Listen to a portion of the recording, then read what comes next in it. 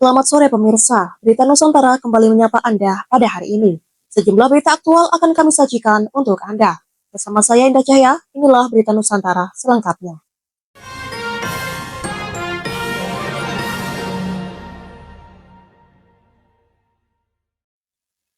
Persik Kediri akhirnya memutuskan untuk memindahkan laga kandang mereka ke Stadion Supriyadi, Blitar.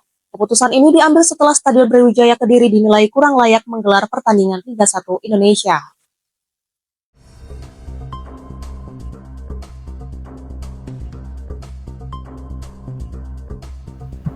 Persik Kediri akhirnya memutuskan untuk memindahkan laga kandang mereka ke Stadion Supriyadi Blitar. Keputusan ini diambil setelah Stadion Brawijaya Kediri dinilai kurang layak menggelar pertandingan Liga 1 Indonesia.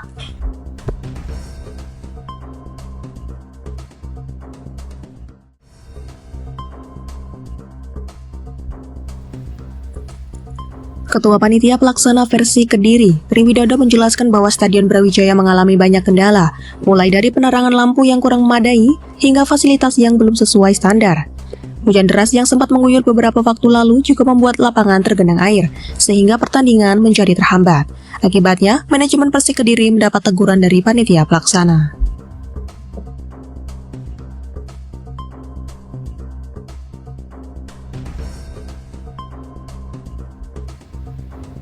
Widodo mengungkapkan bahwa pihaknya telah melakukan audiensi dengan pemerintah Kota Blitar, Polres Blitar, serta manajemen Arema FC sebelum mengambil keputusan. Persik Kediri masih memiliki 4 laga kandang, yakni melawan PSM Makassar, Borneo FC, Persebaya Surabaya, dan Persija Jakarta.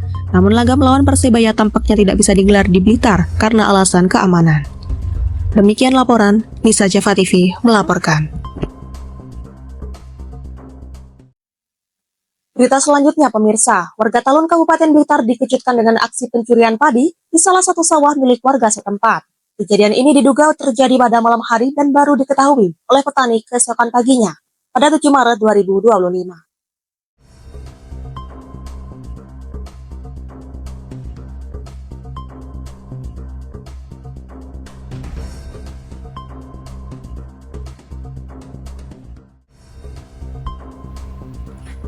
Warga Talun Kabupaten Blitar dikejutkan dengan aksi pencurian padi di salah satu sawah milik warga setempat. Kejadian ini diduga terjadi pada malam hari dan baru diketahui oleh petani keesokan paginya.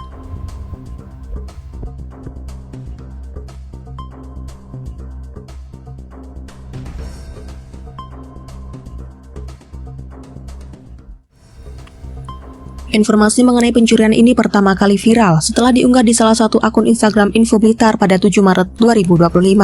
Dalam unggahan tersebut, terlihat padi yang seharusnya siap panen sudah hilang dari sawah. Seorang petani yang menemukan kejadian ini mengaku kaget dan langsung melaporkan kepada warga sekitar.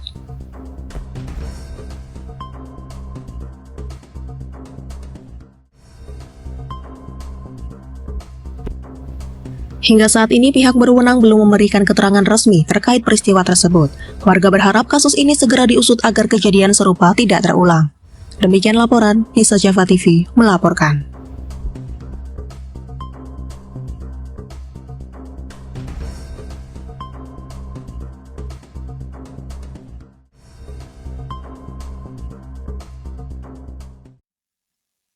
Masih di Berita Nusantara, pemirsa. Kecelakaan terjadi di Jalan Cikukulu, Desa Cisande, Kecamatan Cicantayan, Kabupaten Sukabumi pada Jumat pagi, 7 Maret 2025.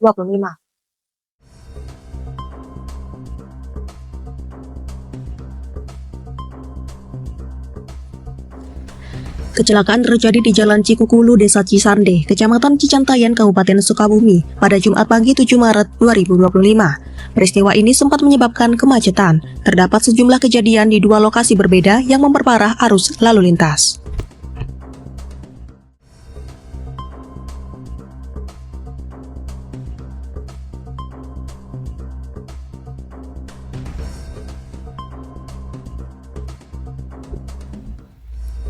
Sementara akun lain bernama Yuswandi menyebut mobil terguling di sekitar perumahan Puri Hayangan Residence. Berdasarkan foto yang beredar, mobil warna putih itu terlihat menabrak tiang listrik di pinggir jalan. Namun hingga berita ini tayang, belum ada keterangan lebih lanjut terkait kondisi korban.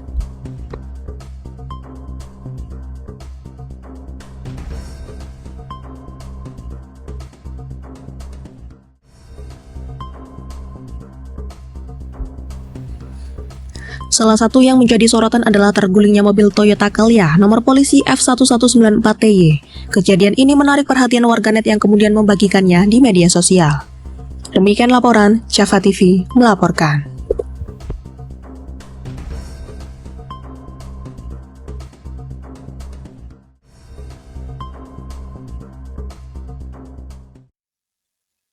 Berita selanjutnya, pemirsa. Kota Bekasi mengalami banjir yang sangat parah. Sejumlah infrastruktur dan banyak rumah warga terendam pada Selasa 4 Maret 2025.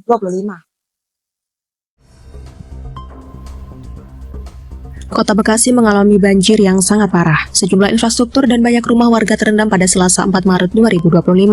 Setelah bencana melanda, kini Kota Bekasi berupaya berbenah untuk memulihkan kondisi kembali seperti semula. Salah satu infrastruktur yang terdampak parah adalah Jembatan Kemang Pertama yang ambles akibat banjir.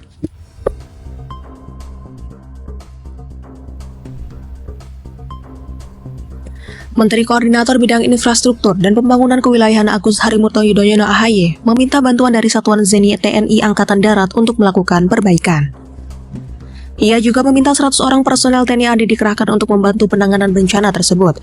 Selain perbaikan sementara, AHY mengungkapkan bahwa jembatan akan diperbaiki secara permanen oleh Kementerian Pekerjaan Umum.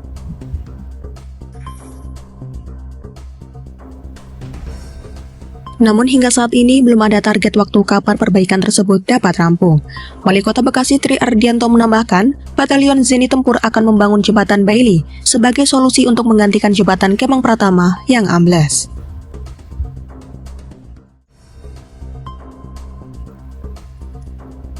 Tri berharap pembangunan jembatan ini dapat segera dilaksanakan agar akses bagi warga tidak terhambat.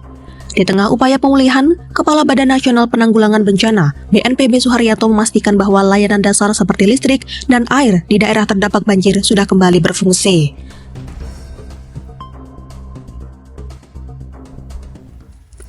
Ia juga menambahkan untuk memenuhi kebutuhan masyarakat, BNPB juga mendatangkan tangki-tangki air. Demikian laporan, Java TV melaporkan. Masih di berita Nusantara, pemirsa. Presiden Prabowo Subianto menerima kehadiran 8 pengusaha besar di Istana Kepresidenan Jakarta pada Kamis 6 Maret 2025. Presiden Prabowo Subianto menerima kehadiran 8 pengusaha besar di Istana Kepresidenan Jakarta pada Kamis 6 Maret 2025. Pertemuan ini menjadi ajang diskusi strategis antara pemerintah dan dunia usaha mengenai perkembangan ekonomi nasional serta program-program utama yang tengah dijalankan.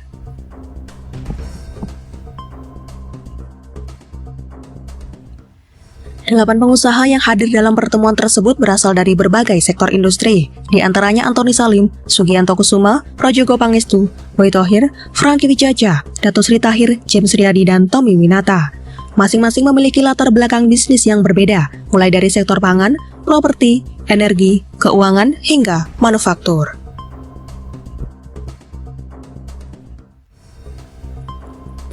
Dalam suasana yang hangat dan produktif, Presiden Prabowo membahas sejumlah isu strategis, termasuk program makan bergizi gratis yang menjadi salah satu kebijakan unggulan pemerintah, pembangunan infrastruktur, penguatan industri tekstil, hingga upaya swasembada pangan dan energi. Selain itu, industrialisasi dan pengelolaan investasi melalui Badan Pengelola Investasi Danantara juga menjadi topik utama dalam perbincangan. Pada kesempatan tersebut, Kepala Negara mengapresiasi peran para pengusaha dalam mendukung berbagai kebijakan pemerintah, terutama yang berkaitan dengan kesejahteraan masyarakat. Pertemuan ini mencerminkan upaya pemerintah dalam membangun komunikasi yang erat dengan dunia usaha, guna memastikan stabilitas ekonomi nasional serta menarik investasi yang dapat menciptakan lapangan kerja dan meningkatkan daya saing industri dalam negeri. Kedepan, sinergi antara pemerintah dan sektor swasta diharapkan semakin kuat dalam mewujudkan visi Indonesia sebagai negara maju dengan ekonomi yang mandiri dan berdaya saing tinggi sesuai cita-cita Presiden Prabowo. Turut mendamping Presiden pada pertemuan tersebut yaitu Menteri Sekretaris Negara Prasetyo Hadi dan Sekretaris Kabinet Teddy Indra Wijaya. Demikian laporan, Java TV melaporkan. Baik pemirsa, informasi tadi sekaligus menjadi penutup perjumpaan kita hari ini. Saya Indah Cahya dan segenap tim redaksi yang bertugas pamit undur diri. Selamat sore, salam berita Nusantara.